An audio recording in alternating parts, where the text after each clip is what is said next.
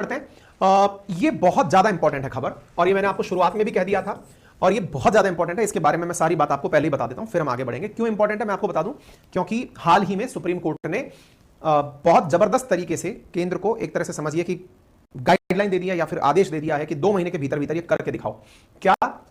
ये महिलाओं को लेकर के protection of woman from sexual harassment, that is posh, protection of woman, उसको इंप्लीमेंट करिए। सुप्रीम कोर्ट ने कहा है gaps in posh enforcement must secure woman work space, supreme court. और यहां पर कहा गया है पॉश एक्ट क्या होता है वो तो मैं बताऊंगा। शुक्रवार को केंद्र और राज्य सरकारों को निर्देश देते हुए कहा कि 2 महीने के भीतर भीतर उन लोगों ने अपने सभी विभागों में और मंत्रालयों के अंदर सेक्सुअल हरेसमेंट कमेटी बनाई या नहीं बनाई, इसका अपडेट 2 महीने के भीतर भीतर जमा कराएं। क्या है अब ये कहानी, पूरी बात बताएंगे। कार्य क्षेत्र पर महिलाओं के साथ हो रहा यौन उत्पीड़न, उससे निपटने के लिए समिति की आवश्यकता, क्या वो समिति बनी या नहीं, इसके बारे में सरकार ने कहा है। यहां पे क्या है, sexual harassment of women at workplace prevention prohibition redressal act passes in 2013, इसके विषय पर चर्चा करेंगे। बहुत ज्यादा इंपॉर्टेंट है, विषय को ढंग से समझिएगा। और है ना, इस विषय को समझने के लिए आपको थोड़ा सा मैं बैकग्राउंड में लेकर चल रहा हूं, एक स्टोरी बताता हूं, उसके बाद में आप इस चीज को जानेंगे। देखिए साथियों, ये 90s की बात है। राजस्थान के अंदर, राजस्थान राज्य के अंदर एक महिला हुआ करती थी जिनका नाम था भंवरी देवी। और वो भंवरी देवी जो थी वो आशा वर्कर थी, साथिन थी, मतलब इस तरह से समझिए कि वो चिकित्सा विभाग की सहायता के लिए काम करती थी। उनका उद्देश्य था, यानी सरकार के द्वारा दिए गए उद्देश्य के द्वारा काम करती थी। सरकारी कर्मचारी थी, नर्सिंग कर्मचारी समझ लीजिए, जिनका काम था कि वो राज्य में लोगों को अवेयरनेस दें, किस बात का, कि बाल विवाह नहीं होना चाहिए। ऐसे ही वो एक बार अपने काम को करते हुए बाल विवाह रुकवाने के लिए किसी शादी में पहुंच गई। जिस जगह वो पहुंची वो उच्च जाति के लोग थे। उन लोगों के द्वारा उस महिला के साथ उस समय अभद्रता की गई, बाल विवाह रुकवाना कि तुमने इस शादी को क्यों रुकवा दिया। इस बात पर उन लोगों ने इसे अपने ईगो से जोड़ लिया और उस समाज के 5 लोगों के द्वारा उस महिला के साथ रेप किया गया, उसको डेथ थ्रेट्स दी गई। और तो और जब वो महिला अपने काम से मतलब इस पूरी दुर्घटना से पीड़ित होने के बाद पुलिस में शिकायत करने गई, तो पुलिस ने भी उस मुद्दे पर संज्ञान नहीं लिया, यानी उस मामले को दर्ज नहीं किया, क्योंकि इसमें उन्होंने तथ्य के अभाव में उस परिवार के लोगों के साथ कुछ भी एक्शन लेने से इनकार कर दिया। ऐसी स्थिति में वो महिला जो भंवरी देवी थी, उसके साथ साथ बहुत सारे सामाजिक संगठन और सामाजिक कार्यकर्ता जुड़ गए और उन लोगों ने कहा कि यदि ये महिला अपना काम करने गई थी, इस महिला के काम करने भर से उसे इतना बुरी तरह से प्रताड़ित किया गया और तो और सरकार ने भी प्रताड़ना की, तो ऐसी स्थिति में महिलाएं काम कैसे करें। चूंकि वो महिला तो वर्क प्लेस पर ही गई थी, भाई अगर वो साथिन थी, उसका काम था कि वो इस तरह की शादियों को रुकवाए, तो वो तो वर्क प्लेस पर गई थी और वर्क प्लेस पर उसके साथ जो हुआ वो सेक्सुअल हरेसमेंट था। अब हमारे देश में बदकिस्मती से इस पर्टिकुलर घटना के लिए कोई कानून ही नहीं था। हाँ, रेप के लिए कानून जरूर था, लेकिन उनके पास तथ्य नहीं मिले। ऐसी स्थिति में ये महिला और इसके साथ के जो सामाजिक कार्यकर्ता संगठन थे, ये सुप्रीम कोर्ट पहुंचे और सुप्रीम कोर्ट ने, अच्छा किसी ने इस मामले को सुना ही नहीं, फिर ये लोग सीधा सुप्रीम, महिलाएं काम करने जाएं तो जाएं कैसे, समाज में इस तरह के पर सुप्रीम कोर्ट ने पूरे मामले की सुनवाई करी और सुनवाई करके 1997 में एक लैंडमार्क डिसीजन दिया, जिसे विशाखा बनाम राजस्थान सरकार 1997 के नाम से जाना जाता है। साथियों, उस दिन एक डिसीजन लिया गया, सुप्रीम कोर्ट ने अपने द्वारा ही एक गाइडलाइन प्रस्तुत की जिसे कहा गया विशाखा गाइडलाइंस। अब कृपया करके ना इसको आप याद कर लीजिएगा। विशाखा गाइडलाइंस के तहत, विशाखा असल में भंवरी देवी का नाम चूंकि बाद में बदनाम ना हो इसलिए एक अलग ही नाम रखा गया, विशाखा गाइडलाइंस। तब ये नहीं हुआ करता था कि नाम नहीं बताना है, डिस्क्लोज नहीं करना है, कुछ उस तरह से था। तो विशाखा गाइडलाइंस जो बनकर आई, उनमें आज भी जिस चीज की चर्चा की जाती है वो क्या है कि वर्क प्लेस पर, अब देखिए, जो काम सरकारों को करना चाहिए था वो काम सरकारों के द्वारा ना करके सुप्रीम कोर्ट के द्वारा किया गया और सुप्रीम कोर्ट ने अपने द्वारा कुछ गाइडलाइंस दी केंद्र और राज्य सरकार को, जिनकी पालना सुनिश्चित करवाने की कही गई। इसमें यह कहा गया कि केंद्र और राज्य में सरकारी कोई भी कर्मचारी किसी भी सेक्टर में काम करने जाए, उसमें महिलाओं के साथ किसी भी प्रकार की अभद्रता या फिर यौन दुर्व्यवहार ना हो। और इतना ही नहीं, किस चीज को दुर्व्यवहार माना गया, किस चीज को उत्पीड़न माना गया, कौन सी चीज गलत मानी गई, ये सब बातें उसमें मेंशन की गई। सोचो साथियों, सुप्रीम कोर्ट ने जो काम 1997 में कर दिया, उस काम को कानून बनने में 15 साल लग गए। 15 साल बाद सरकार के द्वारा उस विशाखा गाइडलाइंस को खुद के द्वारा यानी संसद के द्वारा कानूनी रूप दिया गया और उस कानूनी रूप को पॉश एक्ट नाम दिया गया। जिस प्रकार से आप पॉक्सो एक्ट सुनते हैं बच्चों के लिए, ऐसे ही पॉश एक्ट है महिलाओं के लिए, और महिलाओं में भी वो महिलाएं जो वर्क प्लेस पर उत्पीड़न सहन करती हैं। इसलिए इस फॉर्म का नाम क्या बना? प्रिवेंशन। ये महिलाओं के लिए है, sexual harassment of women at work place. तो prevention of sexual harassment of women at work place ये कानून बना और ये 2013 के अंदर आया। इसमें क्या क्या दिया गया? महिलाओं को उत्पीड़न से कैसे बचाया जाए, कैसे इस प्रक्रिया को रोका जाए, और अगर ऐसा कुछ होता है तो उसका रिड्रेसल कैसे हो, उससे निपटा कैसे जाए, इसको लेकर के पॉश गाइडलाइंस बनी। साथियों, उसमें यह निर्धारित किया गया वे सभी संस्थाएं जिसमें 10 से अधिक कर्मचारी काम करते हैं वहां पर सेक्सुअल हरेसमेंट रिड्रेसल के लिए एक समिति का होना जरूरी है।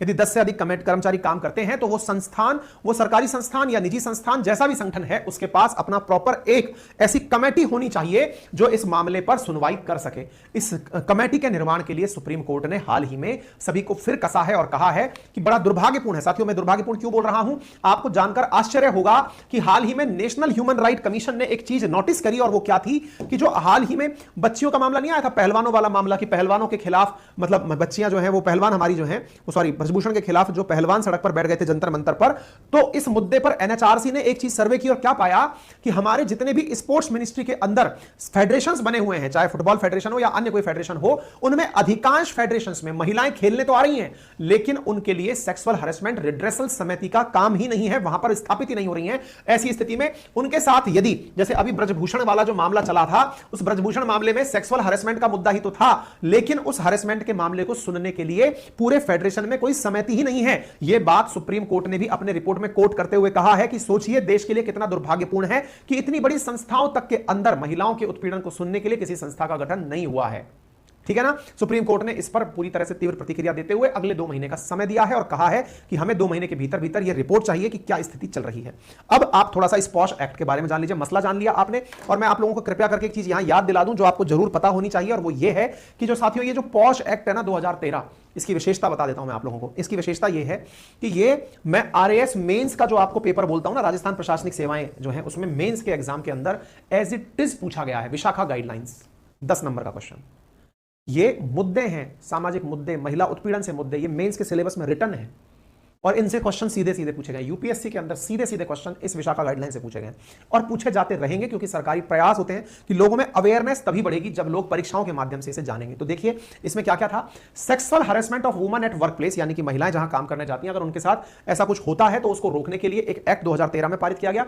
Posh act include unwelcome remark and action, यानी कुछ ऐसा कोई भी टिप्पणी, तीखा टिप्पणी या कोई ऐसा काम आपने जो किया, जैसे महिला कहीं आ रही है, आपने उन्हें देख करके कुछ ऐसी कमेंट्री कर दी।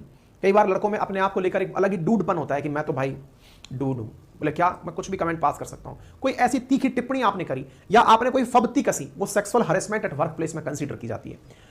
Physical advances, sexual favour from demand, lewd jokes also unlawful, यदि किसी को यह लगता है कि महिला कर्मचारी के साथ वो नॉन वेज जोक क्रैक कर लेगा, यदि किसी को ऐसा लगता है कि महिला के साथ जो साथ में रहती है, जॉब करती है, उसके साथ में सेक्सुअल फेवर डिमांड कर लेगा, ये सब चीजें पॉश एक्ट के तहत क्राइम है।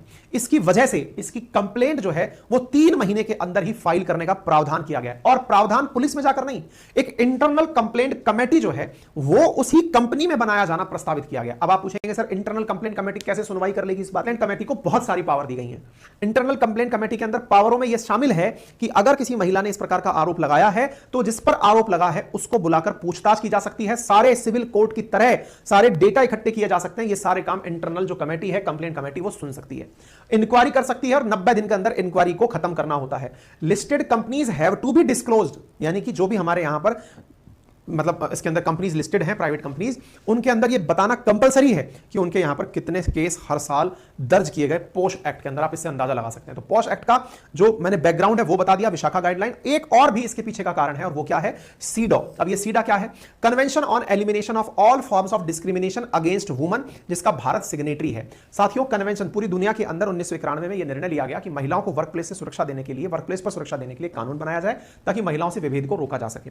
इसमें विशाखा गाइडलाइंस के अंदर work place should have complaint committee और counsellor. Number 1, complaint procedure should be time bound, समय सीमा के अंदर होने चाहिए।